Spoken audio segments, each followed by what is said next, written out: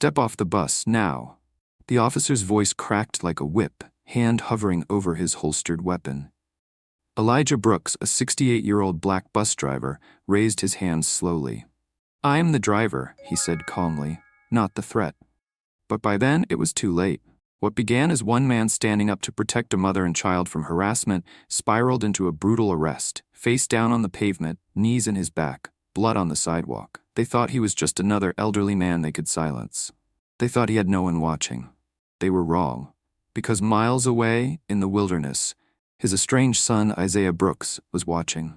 A former Green Beret sniper, a ghost trained by the best, a man who vanished after war, only to reappear when injustice hit home. What followed wasn't just a family reckoning, it was a citywide uprising. As secrets unravel, a private security empire begins to collapse, and a community rises behind the man who refused to kneel. This story asks, what happens when the quietest man in the room becomes the loudest voice in the city? You're about to find out. Now, before we dive deeper, don't forget to subscribe to our channel. We share powerful, meaningful stories like this every day.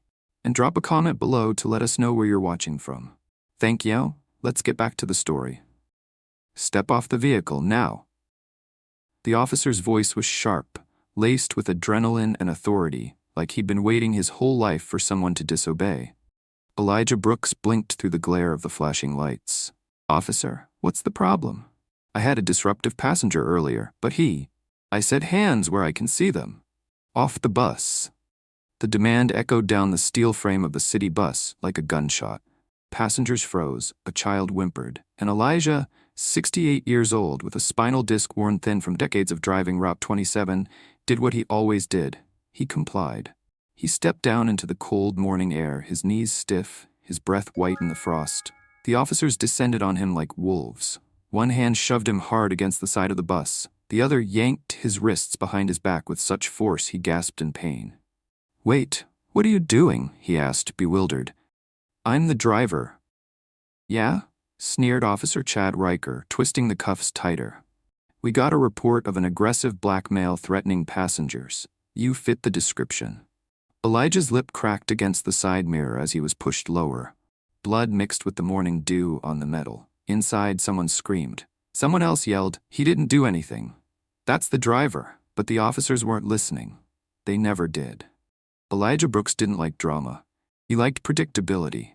Routine. A good pair of boots and a fresh thermos of black coffee. The steady hum of the city waking up at 5:30 a.m. He had driven the Route 27 bus in the city of Ridgefield for almost 30 years. Long enough to memorize every pothole and traffic light between the East Commons and the Jefferson Financial District. Long enough to know every grandmother who boarded with grocery bags. Every tired nurse. Every teenage dreamer. But that morning, before the arrest, before the blood, before his name became a whisper through the city's alleys and news feeds, it had started like every other. He rose at 4:30 a.m., the same time he'd gotten up during his army days, and later when his wife Marlene was alive. The ache in his knees was constant now, but he welcomed it like an old friend. Pain meant he was still here, still moving. In the quiet kitchen of his small brick house on Birch Avenue, he spooned instant oatmeal into a bowl and poured boiling water from the kettle.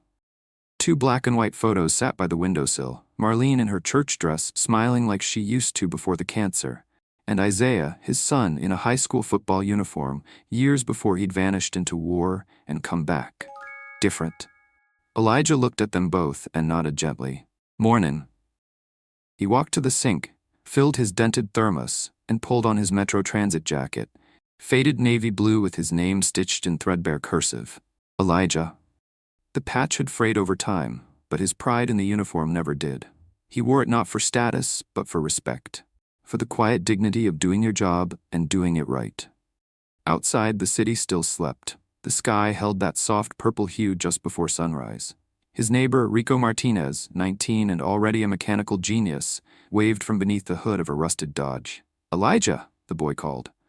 "Bus 921 still treating you okay?" "She purrs like a cat if you listen right," Elijah called back, his voice gravelly but kind. "You're too good to that thing, Mr. Brooks."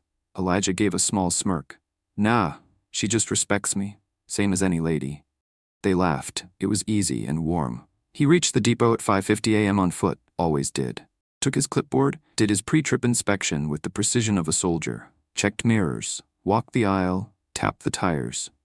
Bus 921 was ready. By 6:10 a.m. he was rolling. The city was beginning to stir. Elijah saw it all through the windshield. Shift workers with thermoses, students half asleep in hoodies, cleaners with rubber gloves tucked in back pockets. Each stop brought familiar faces. "Morning, Mr. Brooks," said Lillian, a cafeteria cook. "You play your cards right and maybe they'll let you retire," joked Adam, a security guard with permanent dark circles under his eyes. But Elijah didn't want to retire. Not really. The route gave him purpose. Connection. Control in a world that so often felt like it had none. The trouble began around 8:45 a.m. A young man boarded at Westfield Avenue, tall, wiry, the kind of look Elijah had seen before, restless, eyes too sharp, tension in the jaw. The man, later identified as Trent Donovan, reeked faintly of alcohol. Elijah gave his usual neutral nod. "Morning, sir. Please find a seat." Trent didn't respond, just slouched toward the back. 5 minutes later, Elijah heard it. Murmured insults. The words were low but sharp, like razors under breath. "Taking our jobs, speak English, go back where you came from." They were directed at a young woman near the middle of the bus, holding a sleeping toddler. Elijah looked in the mirror. Her jaw was clenched, her arms curled protectively around her child. Other passengers stared at their phones, pretending not to hear. He pulled the bus to the next empty stop, eased into park and stood. "Sir," he said calmly, "you'll need to lower your voice. We have a child trying to sleep." Trent's eyes flared. "Mind your business, old man." "I am minding my business. This is my bus. If you can't be respectful, you'll have to exit at the next stop." "You threatening me?" Elijah shook his head. "No threats, just rules. Everyone deserves peace here." Trent stood, loomed. The child stirred and whimpered. Elijah didn't budge. He had seen worse threats, much worse, in a different uniform, in a different country. Still, his voice never rose, just stayed steady, anchored. Another passenger, a white man in a suit, stood up. "Just get off, man," he said. "Let us ride in peace." Trent scowled, muttered something about filing a complaint, and stormed off at the next stop. Elijah exhaled, returned to his seat. Checked on the mother. She gave a silent nod of gratitude. He had no idea someone had already made a call. No idea someone had whispered into a phone. "Yeah, black guy, real aggressive, threatening people. He's on Route 27 right now, near Monroe." The words that would change everything. 2 stops later, Elijah saw the flashing lights. At first, he thought it was about Trent, maybe a follow-up, maybe more questions. He opened the door, but Officer Chad Riker didn't ask questions. He barked commands. "Driver, hands up, off the bus now." Elijah tried to explain. "Officer, I think there's been a mistake." The response was a hand on his shoulder, spinning him around, pressing his face against cold steel. The metallic clang of handcuffs followed. A knee in his back. His head slammed into the bus mirror. Passengers gasped. "That's the driver," someone shouted. "Stop! He didn't do anything." "Sir, please," cried the mother, now standing, cradling her child. "He protected us." But Riker wasn't listening. Officer Jenna Lane, his partner, hovered behind him, looking uncertain. "Torn. You're under investigation for threatening behavior," Riker growled, tightening the cuffs. "I'm the driver," Elijah gasped. "The man causing trouble is long gone." "You match the report. Stay down." Inside the bus, a teenager, phone in hand, streamed it all. The city wouldn't see the truth just yet, but someone else would. In a small cabin thousands of miles away, Isaiah Brooks clicked pause. The video froze on the image of his father, bleeding, face down, cuffed, confused. Isaiah said nothing, but his hands, calloused and steady, began cleaning the long barrel of a rifle. He'd tried to disappear, tried to bury the man he was, but they had just made the worst mistake of their lives. They laid hands on Elijah Brooks, and now they'd have to answer to the ghost.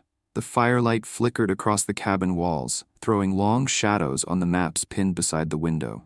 No noise except the steady rasp of steel on metal. Isaiah Brooks cleaning his rifle with the same silent reverence most men reserved for prayer. The footage looped on the cracked laptop screen beside him. His father's blood on the pavement, the strain in his voice, the humiliation etched into every wrinkle of that proud, weathered face. Isaiah paused the video again. His jaw clenched. They didn't just arrest a man, they laid hands on Elijah Brooks. And Elijah Brooks was Isaiah's father.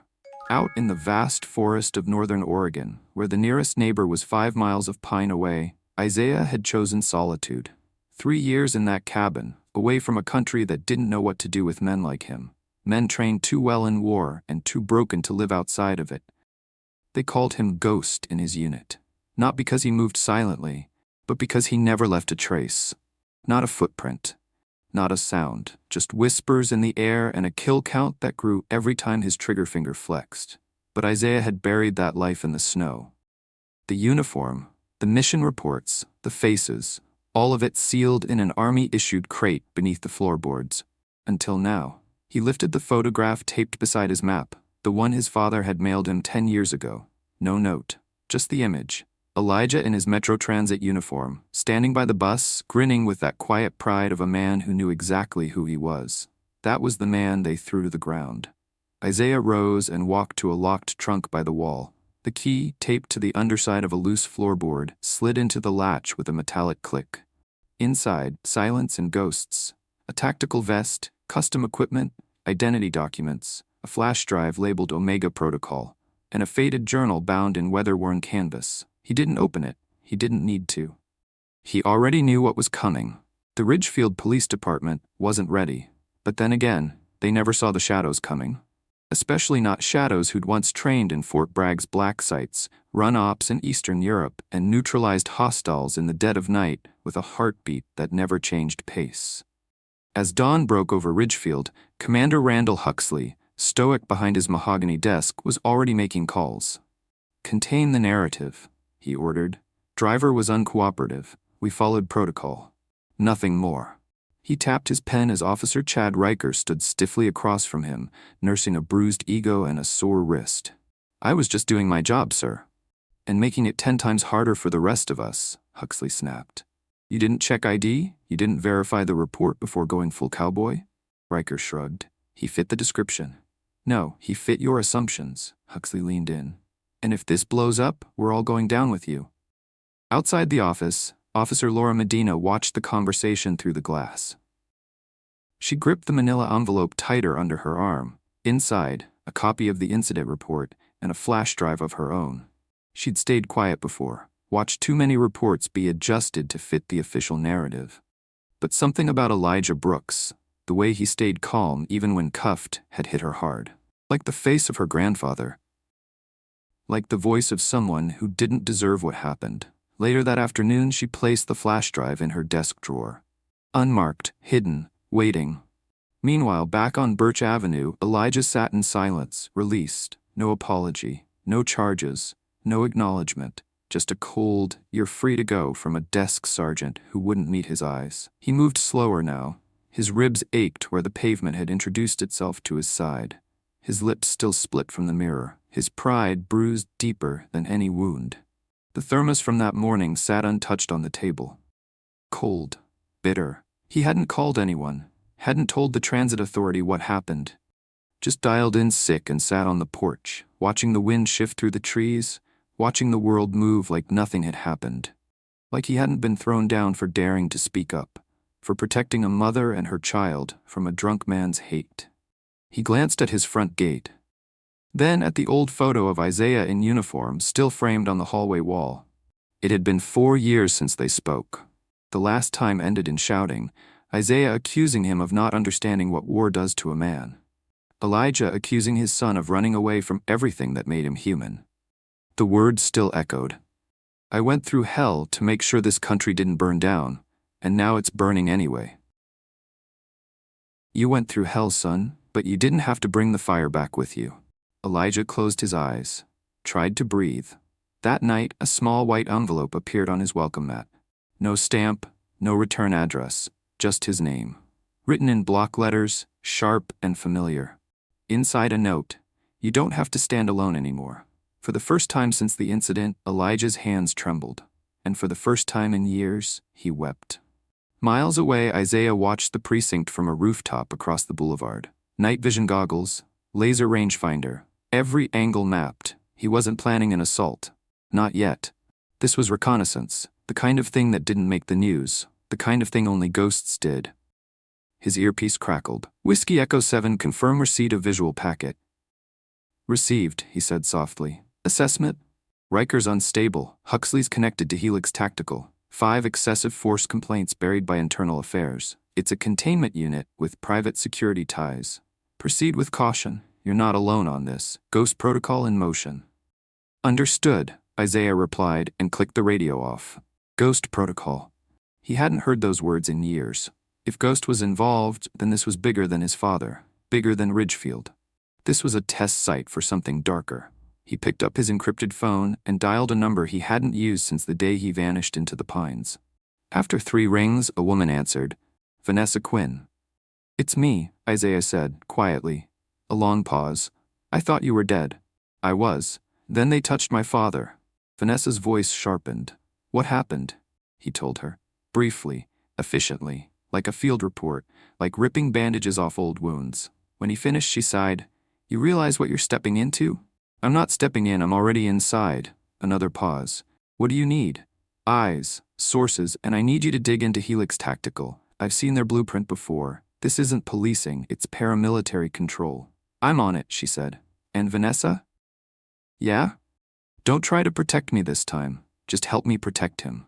Click. Back at the precinct, Officer Medina sat alone in the locker room. The folder lay open in front of her. Elijah's report, Riker's falsified notes, the internal memo labeling Elijah as non-compliant, even though the footage said otherwise. She reached into her locker and pulled out a voice recorder. Riker's voice from the day after. That old bastard thought he was in charge of my bus. Not today. Had to remind him who gives the orders. Good, we'll keep it clean. Adjust the paperwork. Standard procedure. She hit stop, then played it again, just to hear the arrogance in their voices, just to remind herself why she couldn't keep quiet. Tomorrow, she'd make a decision. Not just for Elijah Brooks, but for every decent officer still trapped inside a broken system. And somewhere, out beyond the perimeter cameras, Isaiah moved through the city like wind through tall grass, unseen, untraceable, unstoppable. He had no intention of burning the city down.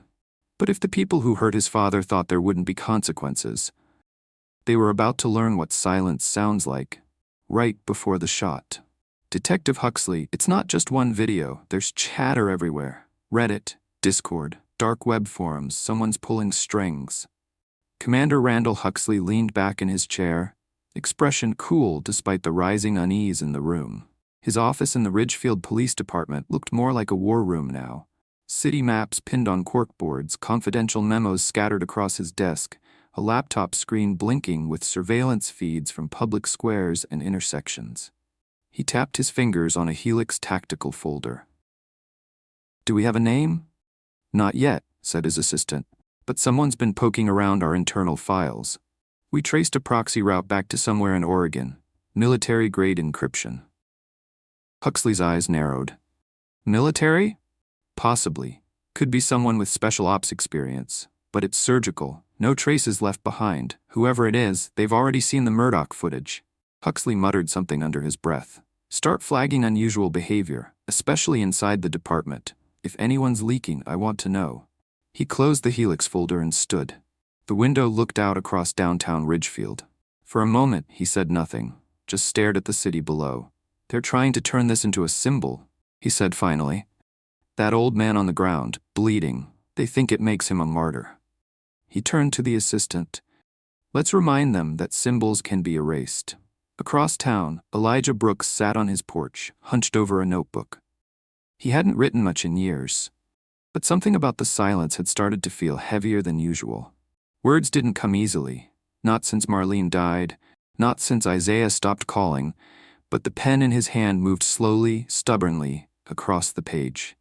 August 9th. Mistake wasn't getting involved. The mistake would have been staying quiet. I keep hearing her voice. You don't walk past wrong, Elijah. You stand in it. He rubbed his temples. The pain in his ribs was fading, but the ache in his spirit lingered. The transit authority had called twice, urging him to keep things low and avoid making public statements. His union rep, cautiously sympathetic, had offered a paid leave and a settlement if he agreed not to speak to the press. Elijah hung up the phone both times. Some things didn't have a price. A car rolled slowly past his house for the third time that morning. Unmarked. Windows tinted. He didn't flinch. Just jotted it down in the margin of his notebook. Black sedan. No plates. 9:13 a.m. Circling. Inside, his police scanner, a relic from his days as a neighborhood watch volunteer, buzzed softly in the background. Nothing overt, but movement. Lots of it. Elsewhere, in a small studio apartment above a pawnshop, Vanessa Quinn was tracing the roots of something darker. Newspaper clippings, digital spreadsheets, FOIA requests, and wire transfers scrawled across her wall with thumbtacks and string. At the center of the web, Helix Tactical Operations, formed in 2009, claimed to be a logistics and public safety consultancy, but their real business was private militarization, contracts in Afghanistan, subcontracted work for intelligence services, civil unrest suppression in foreign zones. And now, Ridgefield. She opened a PDF titled Proposal, Ridgefield Police Department, Community Stabilization Initiative. It was masked as a support program, but hidden in the fine print was a directive to train and embed Helix contractors for urban crowd control. And the authorization signature? Commander Randall Huxley. Vanessa took a slow breath. "They're building something here," she whispered, "a prototype."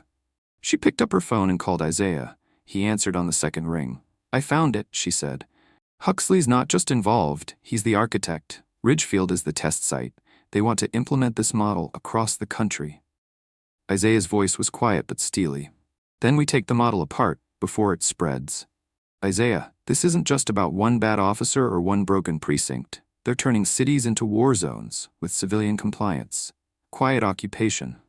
A pause. "I know," he said, "and that's why I'm not just fighting back." "What are you doing?" He didn't answer right away. "I'm building something too, but it starts with one truth, one voice." Vanessa nodded, even though he couldn't see her. "Elijah? I need him to speak." At the Ridgefield Community Center, Nina Huxley, daughter of the very man orchestrating the city's transformation, stood in front of a group of volunteers, distributing flyers for a legal aid workshop. She smiled warmly at the line of residents waiting for help. A single mother trying to fight an eviction, an elderly couple hit with a zoning fine, two teenage boys looking to expunge juvenile records. But her smile wavered when she spotted Elijah Brooks standing near the door, hesitant but present. "Nina?" he asked softly. She turned, surprised. "Mr. Brooks, I didn't expect to see you here. You said if I ever needed help, I meant it." He held out a small envelope. Inside was the note from the night before. No signature, just the sentence, "You don't have to stand alone anymore. Someone left this on my porch." Nina read it slowly. "Do you think it's a threat?" "I think," Elijah said quietly, "it might be a lifeline." She looked up. "What do you want to do?" "I want to speak, but I need to know. If I talk, will anyone listen?" Nina studied him for a moment, then nodded. "I'll make sure they do." That night, back at the precinct, Officer Laura Medina sat at her kitchen table staring at a file she wasn't supposed to have. Elijah's report. The internal edits, the real footage and the redacted one. Her phone buzzed with a message from Officer Riker. "Drinks? Captain says mandatory team night. You in?" She didn't respond. Instead, she reached for a flash drive from her pocket, plugged it into her laptop, clicked upload. A secure server. Encrypted. Sent to an anonymous tip box connected to a small newsroom in New York. Then she picked up the manila folder, wrote one word across the front, truth, and slid it into her bag. Whatever happened next, she would not be silent. At 3 a.m., in a darkened control room inside Helix Tactical's Ridgefield compound, a man known only as Ghost stood before a wall of screens. Surveillance, live feeds, heat maps. The face of Elijah Brooks appeared on one screen, a still frame from the video of his arrest. Paused, blood on his lip, his cheek pressed against the steel frame of the bus. Ghost tilted his head slightly. "Ordinary," he murmured, "until he isn't." A junior analyst stepped forward. "Sir, there's evidence someone is operating inside the city with former special ops background, possibly related to the incident." Ghost didn't flinch. "Name?" "Isaiah Brooks." Something flickered behind Ghost's eyes, just for a second. "Find him," he said coldly, "but be careful." "Why?" "Because I trained him." And in a room not far away, Isaiah Brooks sat in the dark, watching City Hall on a silent drone feed, his father's house, the precinct, the community center. He knew every street, every angle, every exit strategy. He hadn't come to destroy the city. He came to save his father, but now he saw something bigger. He saw the prototype, and he saw its weak spot. Every empire begins with silence and falls with a whisper. "You sure you want to do this?" Nina asked, her voice low, eyes scanning the City Hall plaza. Elijah Brooks adjusted his collar, wincing slightly at the bruises still healing beneath his shirt.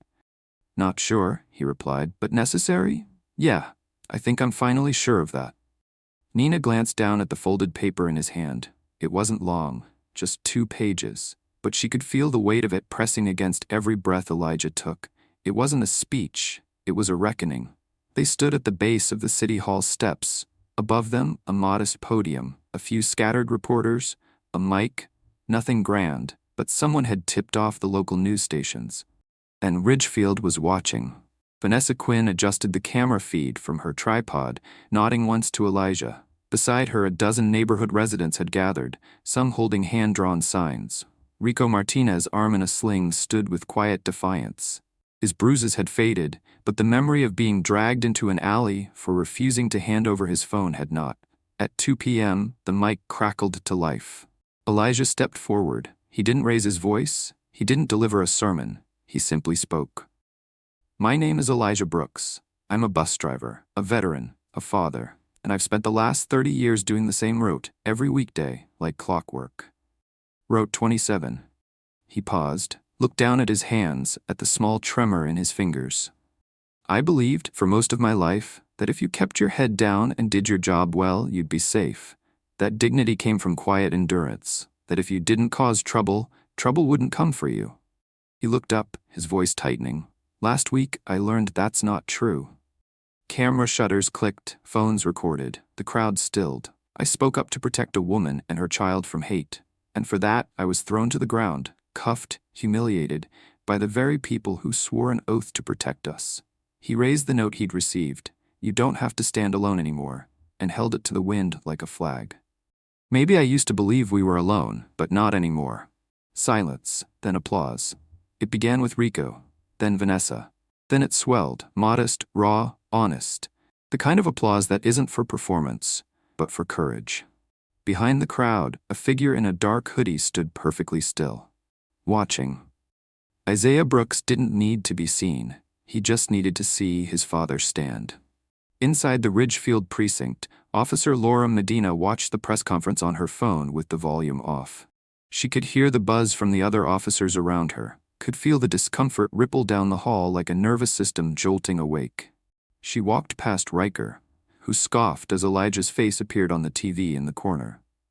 "Old man's making himself a martyr now?" he muttered, shaking his head. Medina stopped, just for a beat. "You made him a martyr," she said flatly. "He was a driver before you laid hands on him." Riker's smirk faltered, and Medina kept walking. In a quiet cafe on the west side of town, Nina and Vanessa sat across from each other, laptops open, documents spread across the table like a battlefield of truths. "This city has a virus," Vanessa said, "and its name is Helix Tactical." Nina tapped a file open on her screen. Personnel rosters, deployment orders, funding requests, masked under community security enhancements. "My father's name is on every single one of these," she said, her voice a mix of sorrow and steel. "And he's not just approving them. He's coordinating deployments. He's reassigning beat cops and replacing them with Helix agents." Vanessa rubbed her temples. "They're privatizing the streets." "Not just that," Nina added. "They're erasing accountability. No badges, no body cams, just silence." Vanessa looked up. "We need to go public." "Already happening," said a third voice. They both turned to see Rico, standing in the doorway, holding up a USB stick. "I found something." He limped forward, set the drive down on the table. "I hacked into the precinct's backup server. They've got a list of community disruptors, people they've flagged as potential threats, protesters, activists, even students. There's a whole section labeled Tier 1 Response Candidates." Nina opened the file. At the top of the list, Elijah Brooks. Below that, Vanessa Quinn, Rico Martinez, herself, and a name with no known address, no social record for the past 3 years, Isaiah Brooks. Vanessa's eyes narrowed. "They're hunting him." That night, in the Ridgefield mayor's office, the phone rang. Mayor Donovan Harrison rubbed his eyes and picked it up. The voice on the other end was calm, professional, and chilling. "Sir, you've lost the narrative." "Who is this?" A friend. But you're being used. You've greenlit a pilot program that's already out of control. Helix Tactical is escalating. You need to stop it before it spills into federal hands. Is this some kind of threat? No, the voice said. This is a lifeline. You have a chance to choose transparency, or be caught holding the wreckage. Then silence. Mayor Harrison stared at the receiver. Outside, the protests were growing. He looked at the memo Huxley had placed on his desk earlier that day. Phase 2 implementation timeline, urban stabilization deployment, and beneath it, approved. His signature. He picked up his pen and drew a line through it. Meanwhile, in a different part of Ridgefield, Isaiah stood in the shadows beneath an overpass, listening through an earpiece to a scrambled frequency. His fingers moved across the touchpad of a laptop connected to a portable signal jammer. His voice was a whisper. Vanessa, can you hear me? Yes, we've got you. You're live on an encrypted relay. I'm going dark after this, but here's what you need to know. They're moving on the youth center. Tomorrow morning, 0600. Riker's leading it. Nina swore under her breath. That place is full of kids. They volunteer there. It's not a threat. They're going to plant evidence, Isaiah said flatly. Make it look like it was a radical hub. Justify more raids. Vanessa's voice cracked through. Can you stop it? Isaiah looked toward the rooftops. I already have. I rewired the building's camera feed. It's streaming to 10 separate backups, and when they kick down that door, they won't just be on camera. They'll be on the record. At 5:59 a.m. the next morning, a line of unmarked vans rolled toward the South District Youth Center. Inside, a SWAT team of Helix operators prepped for breach. But when they entered the building, it was empty, silent. Only a camera sat in the center of the room, mounted on a tripod. A light blinked red, live. Within moments, social media feeds exploded with the footage.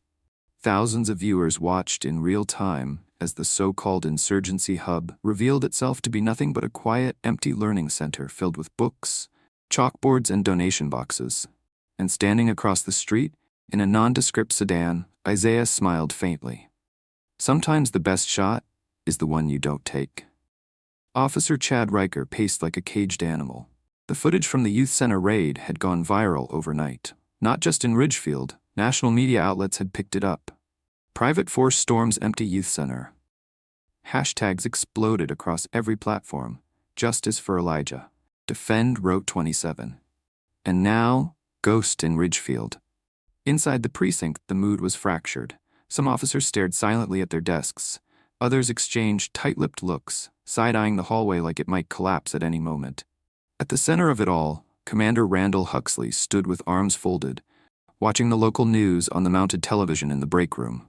His name was being mentioned, laced with words like investigation, contract irregularities, federal oversight. He turned to Riker. We hold the line. Riker's face was flushed. Sir, he's toying with us. Whoever this is, he's got access, he's got intelligence, he has weakness. Huxley's voice was calm. Deadly, and he has a father, which means we know exactly where to strike. Across town, Elijah Brooks stared at his reflection in the bathroom mirror. The bruise near his jaw was fading, but his eyes looked older now, warier. He'd never meant to become a symbol, but every time he opened the front door, there were more letters in the mailbox, more flowers on the stoop. Notes slid under his door, strangers offering thanks, prayers, encouragement. One note simply read, "You stood still when others ran. That's how we win." Still, that morning he noticed it again, a black SUV parked across the street. Different plates. Same tinted glass. They were watching him. And yet a strange calm had settled inside him. He wasn't running. Not this time. At Ridgefield Memorial Hospital, Officer Laura Medina waited in the visitor's lounge, fingering a flash drive in her coat pocket. She watched as the nurse wheeled Officer Dana Carver, formerly of Internal Affairs, down the corridor. Her arm was in a sling. A bullet had shattered her clavicle, but she'd survived. Barely. Dana had been the first to go public with accusations about Helix Tactical's influence inside the department. Her car had been bombed 2 days later. And now, after narrowly escaping death again, she had agreed to one final act of defiance. Medina stood as Dana approached.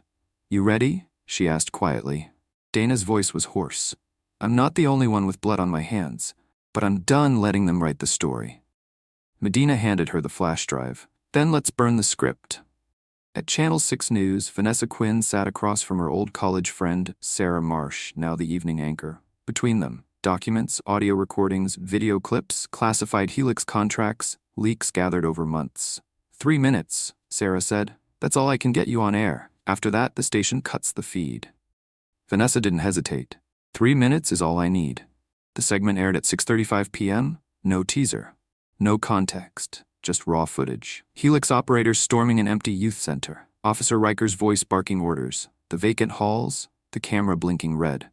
Then, the audio. Huxley's voice from a closed-door meeting, recorded by Medina. These aren't citizens, they're insurgents, and we will secure this city, one block at a time. Then the contracts. Vanguard Urban Stabilization Protocol. Command Control Authorization, R. Huxley. 3 minutes. By 6:38 p.m., Ridgefield had changed. That night, protesters flooded City Hall. Not a march, not a crowd, a tidal wave. Thousands stood shoulder to shoulder, workers, students, parents, veterans, clergy. Signs in the air, candles in hand, silence first, then chanting. Elijah stood still. Route 27 rides with him, no more private police. Ghost sees you. Mayor Donovan Harrison watched from the 4th floor, jaw tight. His aides urged him to release a statement. Instead, he opened his laptop and typed 2 words. Suspend Huxley. Then he picked up the phone and called the Department of Justice. In her apartment, Nina Huxley stared at her television, the screen frozen on her father's face. The audio clip played on loop in her head. Examples must be made. It wasn't just policy, it was ideology. She opened her encrypted chat with Isaiah. They're trying to paint you as the villain. They always do. I can't be silent anymore. Then speak. Loud, she opened her phone's voice recorder and hit record. The next morning, an audio clip began circulating online. Nina Huxley's voice. My name is Nina. I'm the daughter of Commander Randall Huxley, and I have something to say. She described Helix, the contracts, the classified operations, her father's meetings with private contractors, the pressure to silence dissent, the surveillance, the erasure of public trust. My father told me this was about order, but I've seen his definition of order. It's fear, control, suppression. That's not safety, that's occupation. She ended with one sentence. My name is Nina Huxley, and I stand with Elijah Brooks.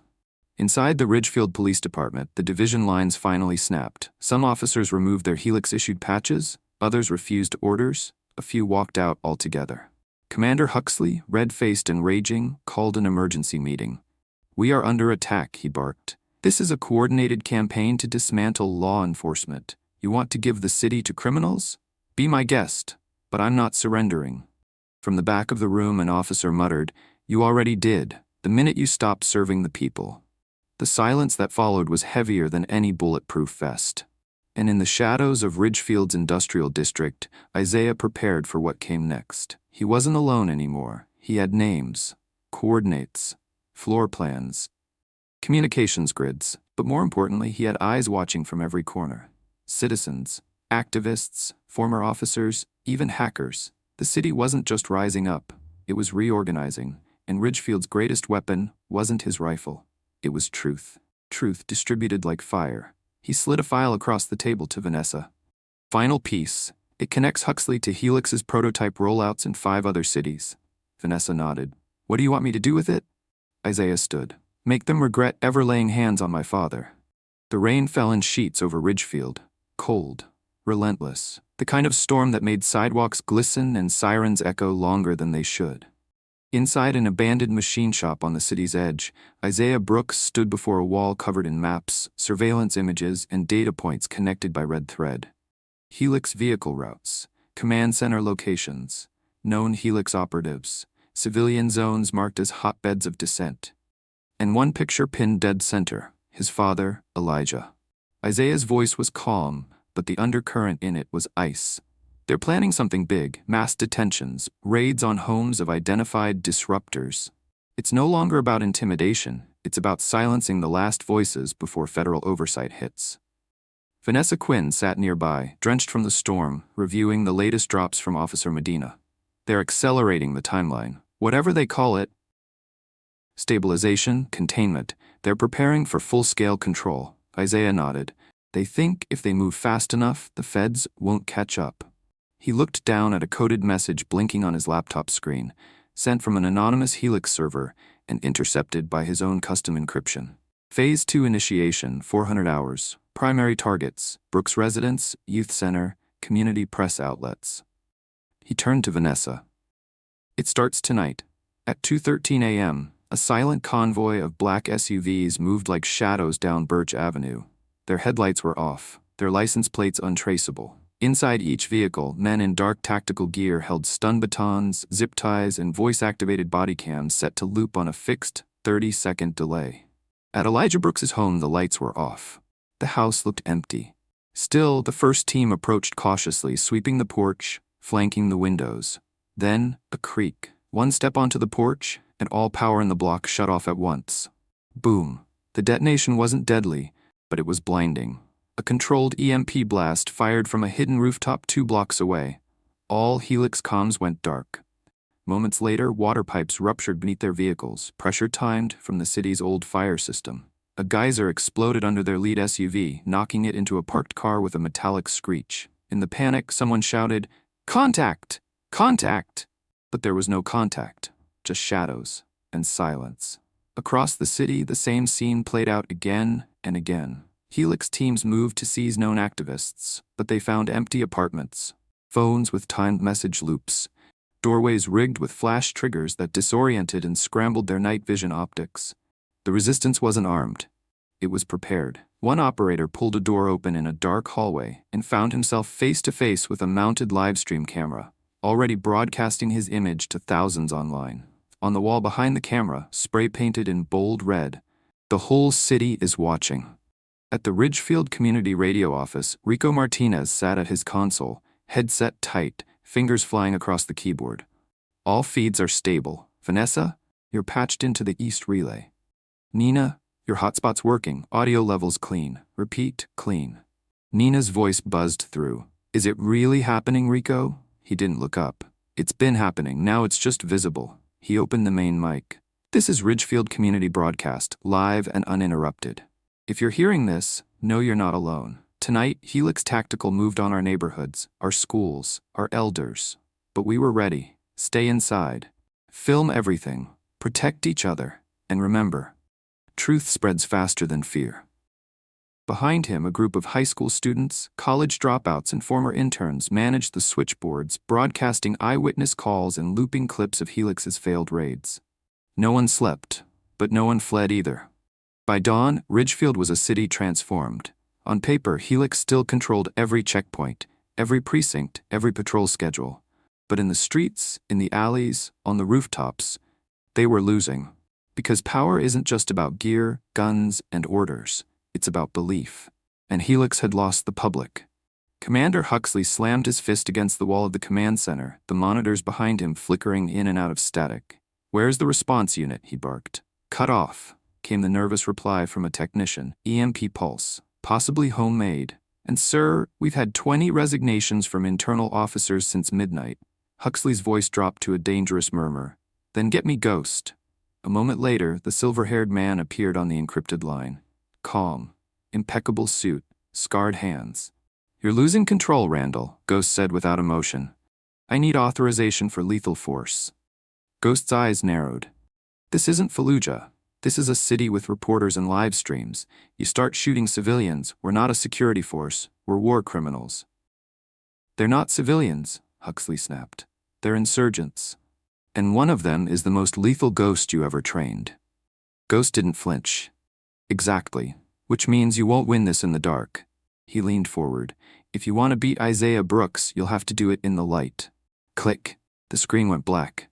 On the rooftop of the old Franklin Theater, Isaiah stood in civilian clothes, watching the sun rise through the storm clouds. He looked tired. Not weak, just like a man carrying the weight of too many names. Behind him, Vanessa approached. "They're reeling," she said. "Your traps worked." Isaiah nodded. "They underestimated how much Ridgefield would fight for itself." She handed him a folder. Final evidence dump. Helix's contracts in 4 other cities. Payments to police departments. Surveillance equipment exports. Enough to make the DOJ bite.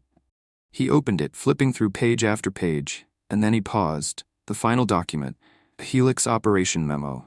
Target, Caleb Lewis, his military file. He hadn't seen that name in years. I thought they'd buried this, he muttered. They didn't, Vanessa said softly. They kept it because they planned to use it. He folded the folder. Not anymore. That night, Elijah Brooks walked into the mayor's office unannounced. Mayor Harrison stood from his desk. Mr. Brooks, I want to speak at the emergency council meeting. They're not expecting you. Elijah looked him dead in the eye. Then let them be surprised. The council chamber was packed to the rafters. It hadn't been like this in years. Maybe decades. Reporters jammed into corners. Citizens filled every seat, the aisles, the doorways. Live feeds beamed out across the state. Protest signs leaned against polished walls like silent sentinels. No more silence. Protect our elders. Route 27 stands tall. Mayor Donovan Harrison adjusted his tie, glanced toward the dice, and whispered to the city clerk, "Let it begin." Councilwoman Diane Reese opened the meeting. Her voice steady, though her eyes revealed the weight of history pressing on the room. We're here to address allegations of misconduct within the Ridgefield Police Department, the involvement of Helix Tactical, and the state of civil liberties in our community. She paused. We have one scheduled speaker, but it seems the public has demanded otherwise. The room shifted as Elijah Brooks stepped forward, slow but unshaken, dressed not in a suit but in his old Metro Transit uniform, clean, pressed with the faded Elijah patch right above his heart. He approached the podium. No notes, no prepared remarks, only his voice. When I was thrown to the pavement, I thought maybe that would be the end of my story, he began quietly. Just another name in a system that forgets people like me. The room held its breath, but that's not what happened. He scanned the crowd. His eyes fell on Rico, on Nina, on Vanessa. Then further, onto his son Isaiah, standing at the back of the chamber, half in shadow. What happened is that I stood up, and when I did, I realized I wasn't alone. A ripple moved through the room, more than applause. It was recognition, a collective memory forming in real time. I drove a bus in this city for 30 years. I watched children grow into adults. I watched neighborhoods rise and fall. I didn't carry a weapon. I carried responsibility. I didn't enforce the law. I earned trust. He leaned slightly into the mic. And that trust was shattered by men who wore the uniform, but didn't understand its meaning. Council members shifted uncomfortably. Commander Huxley, Elijah continued, his voice still calm, gave contracts to a private army to occupy our neighborhoods, to silence dissent, to make examples. And my name, my body, was one of them. He raised his hand slowly and pointed toward the mayor. I am not a symbol. I'm not a movement. I'm a man. And I want justice not just for myself, but for the community I've served. The children who ride the bus to school, the nurses who come home after long shifts, the neighbors who remember each other's names. Silence followed, then thunder. Applause erupted through the chamber. It poured from the windows, it shook the cameras, it flooded the city. Elijah stepped back, and in that moment, he wasn't just a driver. He was the conscience of Ridgefield. In a quiet office beneath City Hall, Ghost watched the speech on a silent screen, his hands folded. His posture still, but his eyes moved. He's better than expected, he muttered. Beside him, Commander Huxley paced like a man unraveling. They're eating it up. Every word. We're losing the room. No, Ghost said softly. We already lost the room. Huxley slammed his palm on the desk. Then what do you suggest? Ghost turned toward him, slow and deliberate. We stop fighting on their terms. He stood, adjusting the cuffs of his immaculate suit. And we remind Ridgefield what war looks like when it's not hidden behind contracts. At the same moment, Nina Huxley walked into the chamber's center aisle and raised her hand. I'd like to be added to the speaker list. Murmurs spread through the crowd. Councilwoman Reese hesitated. Miss Huxley, are you? I'm the daughter of Commander Randall Huxley, Nina said clearly. And I have something the public needs to hear. Elijah stepped aside, his eyes locking with hers for a heartbeat as she took his place at the podium. I was raised to believe in order, in safety, in strength. My father taught me those words. But over the last month, I've come to see that his version of those things is built on fear. She reached into her bag and pulled out a recorder. This device contains a conversation I had with him just 3 nights ago. Unaware that I was recording, he admitted to orchestrating the arrests of protesters, targeting activists, even coordinating with Helix Tactical to stage criminal activity that never existed. She played the audio. Her father's voice came through, crackling over the speakers. They want symbols? I'll give them martyrs. You start small, take the bus driver. You show the city what happens when someone steps out of line. Gasps filled the room. One councilman pushed back from the table, visibly shaken. The recording continued. Helix is the future. The line between order and chaos isn't law, it's control. Nina hit stop, and the chamber exploded. Chants began before the gavel could fall. Suspend him. No more Helix. Justice now. Mayor Harrison stood quickly and raised both hands. Effective immediately, I am suspending Commander Randall Huxley pending federal investigation. The room roared. But Isaiah, standing in the back, didn't smile. He saw something no one else did.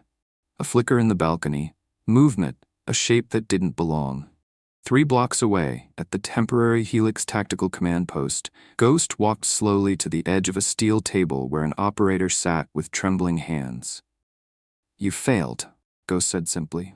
The operator opened his mouth to protest, but no sound came. I trained men like Isaiah Brooks to dismantle governments, Ghost continued. You thought you could outmaneuver him in his own city? He leaned in closer. Then you deserve what's coming.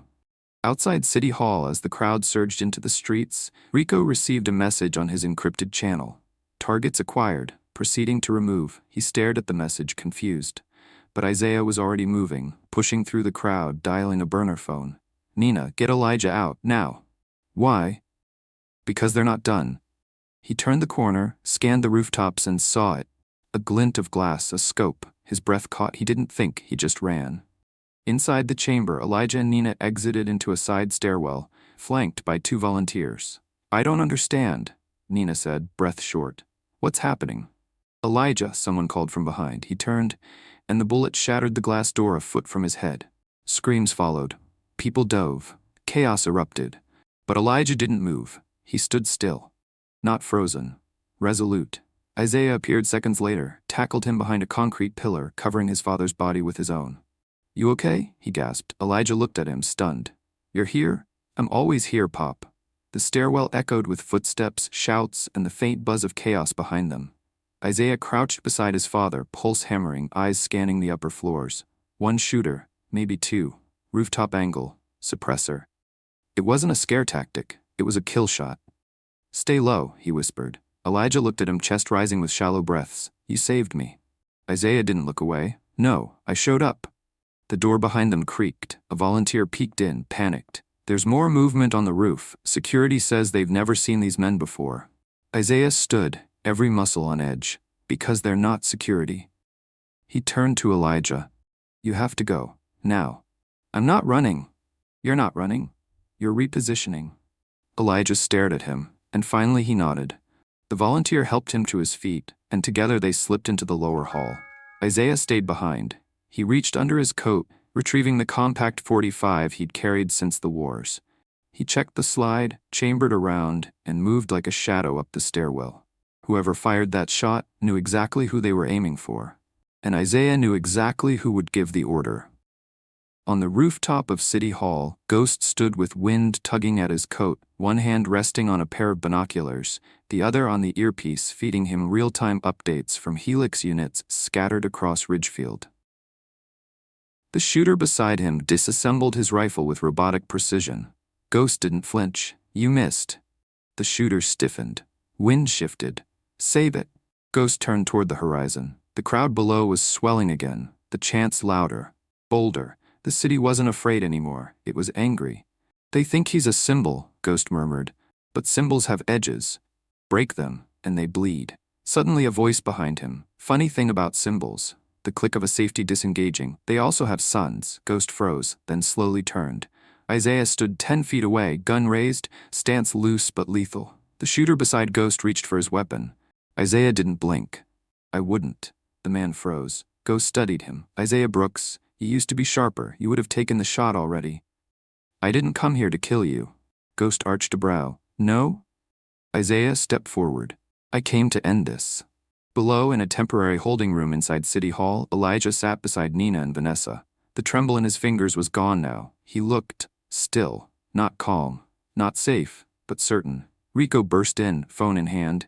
He's facing Ghost. Nina's head snapped up. Alone? He planned this, Rico said. He's using himself as bait. Is he insane? He's a sniper, Nina. This is what he does. He clears the battlefield before anyone else walks across it. Nina turned to Elijah. I'm sorry. All of it, it's because of my father. Elijah met her gaze. Don't carry his sins. You chose a different path. On the rooftop, rain slicked the concrete, turning the scene into a near-mythic tableau. Isaiah, gun still leveled, wind pushing his coat open. Ghost, motionless, eyes narrowed. You trained me, Isaiah said, voice even. Taught me to be invisible, efficient, surgical. He stepped closer. But you never taught me what to do when the enemy wore a badge, or called himself commander, or shook hands with the mayor. Ghost's face remained blank. You let them turn my father into a target. He made himself a target, Ghost replied.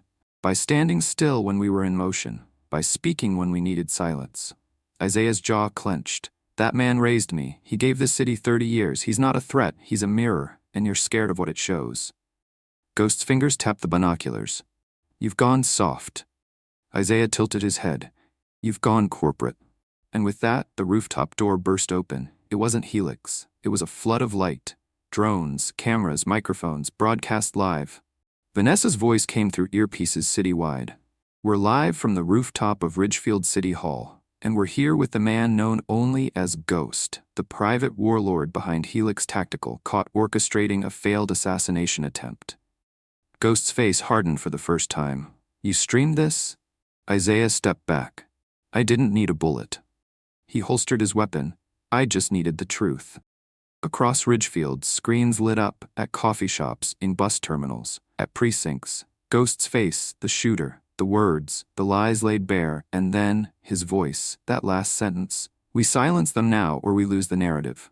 That clip played on repeat. It shattered Helix. An hour later, federal agents stormed Helix headquarters. Files were seized. Ghost was gone, vanished into the wind. But the war had changed, because when the city watched a son stand between a bullet and his father, it remembered who it really was. Back inside City Hall, Elijah stood outside the chamber. Isaiah approached, soaked, exhausted, but alive. You okay? Elijah asked softly. Isaiah nodded, then broke just a little. I should have come back sooner. You came back when it mattered. Elijah pulled him into a long, wordless hug. No applause, no cameras, just a father and son in a hallway. Whole again. 3 days after the rooftop revelation, Ridgefield was unrecognizable. The Helix Tactical banners that once adorned government buildings had been pulled down. Their armored SUVs now sat idle, quarantined in impound lots, watched by federal agents in windbreakers. News helicopters circled above a city struggling to breathe after nearly suffocating under militarized control. And in the center of it all stood a modest transit station, Route 27, now nicknamed by locals as the line that held.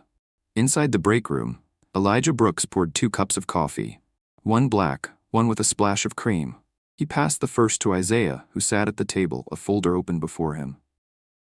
You gonna keep staring at those files, or are you gonna tell me what you see? Elijah asked. Isaiah looked up, his face tired but clearer than it had been in years. I see the bones of something rotten. The folder contained pages leaked by Officer Medina and cross-referenced by Rico's digital team. Internal memos, Helix communication logs, even payment routing through shell nonprofits. But this time, it wasn't just Ridgefield. It's national, Isaiah continued. 8 other cities, same contracts, same playbook. Use fear to justify force. Use force to justify privatization. Sell security. Erase liberty. Elijah sipped his coffee. So what now? Isaiah leaned back. I've fought wars overseas, but I never thought I'd be fighting for my father's dignity in our own backyard. You didn't fight for me, Elijah said gently. You fought with me. There's a difference. He held his son's gaze. And now we both fight for this city. At City Hall, a special commission convened in record time. Mayor Donovan Harrison, whose cowardice had once allowed Helix to bloom, now stood at a moral crossroads. The press conference was brief. Effective immediately, he began. Commander Randall Huxley has been terminated from his position and is under federal investigation. The city of Ridgefield will terminate all contracts with Helix Tactical and its affiliates. Gasps, murmurs. And in partnership with community leaders, he continued, we are launching the Ridgefield Civil Oversight Council, an independent body with full subpoena power to review all future law enforcement decisions. Behind him stood Nina Huxley, Vanessa Quinn, Officer Laura Medina, and Rico Martinez, each representing the unlikely coalition that brought an empire to its knees. Accountability, the mayor said, is no longer optional.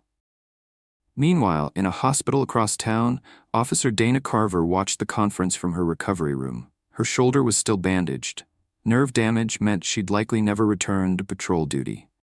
But her face was calm, because for the first time, someone had heard her. She opened her phone and typed a message into the chat thread shared with Nina and Vanessa. Truth hurts, but silence kills. Then she clicked send. Outside the youth center, still freshly painted after the failed Helix raid, a new mural was going up. Painted by high school students, overseen by Rico. It showed a city bus driving through a storm. Inside sat a black man in uniform, calm at the wheel, while figures representing fear and injustice tried to break through the windows. Around the bus, the community held hands, shielding it. And above it all, bold letters, we stand with Elijah. Isaiah didn't stay in the spotlight. After the rooftop confrontation, he gave one statement to the press, measured, brief. I didn't come back for revenge. I came to protect what my father built. And then he disappeared again. Sort of. You could still catch glimpses of him at community meetings, seated in the back, or walking through the market with Elijah on Sunday mornings. Sometimes, people swore they saw him on rooftops at night, watching, listening. And sometimes when protests grew tense or police lines stiffened, a drone would fly overhead, and Helix footage would leak hours later, exposing misconduct before it could be denied. They called him the Watcher, and they never saw him twice. In a quiet cafe not far from the youth center, Vanessa Quinn signed the final page of her book deal.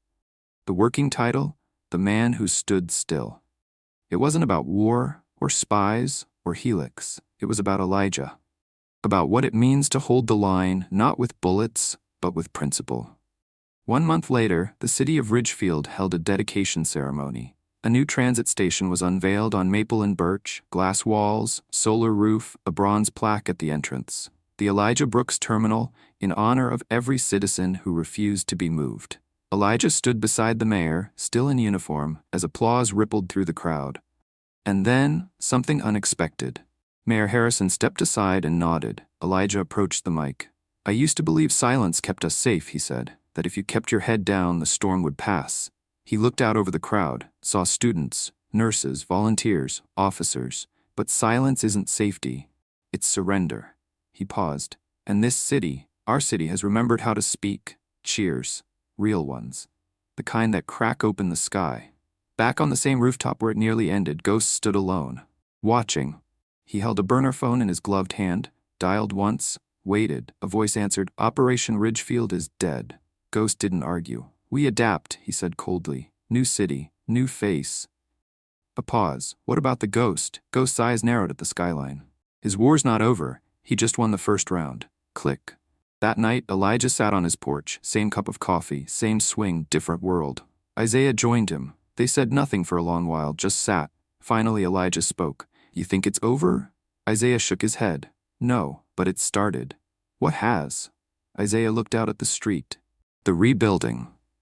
6 months later, fall had returned to Ridgefield. Golden leaves tumbled across sidewalks that had once been blocked by armored vehicles. Now those same streets were filled with laughter, music, the distant ding of bus doors opening. Life, simple and unshackled, had returned, but one sound had disappeared forever. The mechanical rhythm of bus 92187. Because Elijah Brooks had finally turned in his keys. His last shift had been unceremonious. No banners, no big send-off, just a full route, passengers offering quiet thanks, some bringing muffins or handwritten cards. One little girl handed him a drawing of a bus flying through clouds. Because you're a hero, she whispered. Elijah hadn't said a word, just smiled, tapped the brake, and kept rolling. That's the way he'd always done it. Now he sat on his front porch, a stack of letters at his feet. Each envelope had a different name. Each one carried a variation of the same message. You reminded me I mattered. You helped me believe again. Thank you for standing still. He opened one from Officer Laura Medina. Inside was a photo of the first Ridgefield Civil Oversight Council meeting. She'd been elected chair. "We're watching now, Elijah," she'd written. "And we won't stop." He opened another, this one from Rico. A flyer for the Stevens Auto Youth Academy, now expanded into 3 neighborhoods, with a quote beneath it, "For Mr. Brooks, who taught me how to stay in the lane and when to swerve." And finally, the last envelope. No return address. He opened it slowly. Inside was a photo. Isaiah, seated in the back of a pickup truck, surrounded by children and villagers in a small remote town. The background showed a mountainous ridge and a hand-painted sign that read, "Library funded by the Route 27 Fund." On the back of the photo was a note in his son's hand. "Still watching, Pop, but now I'm building too." Elijah held the photo for a long moment. Then, without a word, he stood. That evening, in the heart of the city, people gathered outside the newly renamed Elijah Brooks Civic Center for a candlelight vigil. Not in mourning, but in tribute. They weren't just honoring Elijah, they were honoring what he stood for. A teenage poet read verses dedicated to the man who drove us home, not just through streets, but through storms. Nina Huxley, now running unopposed for city council, spoke briefly. "My father used to believe strength came from control. Elijah Brooks taught us it comes from stillness." Vanessa Quinn took the mic next. She announced her documentary was complete, The Line That Held, set to premiere on national television the following week. And then, as the last speaker stepped down, the crowd turned, because there he was. Elijah. Walking slowly down the aisle of people, lanterns lighting his path like stars in the street. He didn't wave, he didn't bow, he simply took a seat at the front, as if to say, "I'm not the story, you are." Later that night, back on his porch, Elijah flipped open a worn leather-bound notebook. The cover read, "The Man on Route 27, a Memoir." He'd been writing it slowly, page by page, not about battles, not about war, but about mornings. About conversations with night nurses and mechanics, with teenage mothers and janitors, with old men who boarded just to hear a voice say, "Good morning." It wasn't a manifesto. It was a mirror. Because he believed if people saw themselves clearly, they'd remember they were worth saving. A knock came at the door. Elijah opened it slowly. Standing there, in civilian clothes, was a tall man with silver hair, Ghost. But he looked different now. No longer untouchable, no longer cloaked in power. Just a man with eyes full of history and something else, regret. "I'm not here to cause trouble," Ghost said softly. Elijah didn't answer. "I just needed to see the man who beat me without firing a single shot." Still, Elijah said nothing. Ghost looked down. "I trained killers, built regimes, and I was dismantled by a bus driver with a thermos and a quiet voice." He turned to leave, but Elijah stopped him with a single question. "Why me?" Ghost paused, then looked over his shoulder. "Because you were the one they couldn't predict." And then he walked off into the night. Years later, a boy sat on a city bus, the Elijah Brooks line. He was no older than 10, on a field trip, knees bouncing with excitement. He looked up and saw the bronze plaque above the windshield, a smiling black man. A few lines beneath, "Elijah Brooks, the man who drove us home." The boy leaned over to the driver. Who was he? The driver, a woman in her 30s, smiled. He stood still when everyone else ran. And the bus kept moving, the city stretching ahead, the line forever unbroken. And so, in a city once ruled by silence and fear, one man's quiet dignity became the spark that lit a revolution. Elijah Brooks didn't carry a badge. He didn't carry a weapon.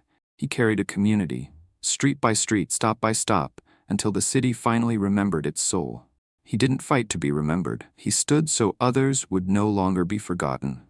And in doing so, he proved that justice doesn't always wear a uniform. Sometimes, it wears a bus driver's name patch, frayed from years of honest work. If this story moved you, subscribe to our channel. We share powerful, true-inspired stories like this every single week. Drop a comment below and tell us, who's the quiet hero in your life? Thank you for watching. And remember, sometimes the strongest stand is the one that doesn't move.